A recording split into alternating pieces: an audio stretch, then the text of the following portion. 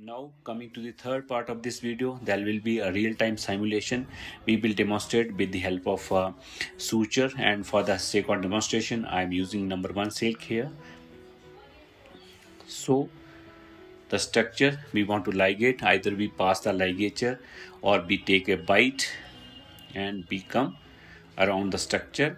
So the thread on my left side will be the smaller thread and thread on the right side will be longer thread. So I'll cut the needle for the purpose of tying knot. And friends, there will be 1,000 ways of doing these knots, different techniques, thousands of videos on YouTube. So as I said, none of the technique is perfect, or none of technique is wrong.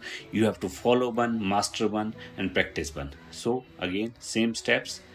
See how I'm sliding the knot, and with a minimal movement and a pronation of the left hand.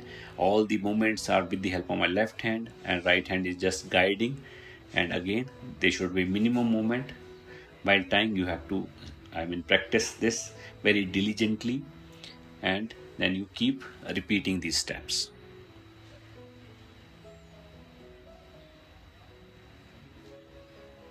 And these are skewer and square surgical knots, as you can appreciate, and usually 3 knots are sufficient. So friends, now we have reached the end of this video. So every stitch you make brings you one step closer to mastery. Embrace the challenge, embrace the journey, and become the skilled surgeon you aspire to be. I hope you have already liked the video and subscribed to our channel, and if not, do it right now and hit that bell icon for all the future updates.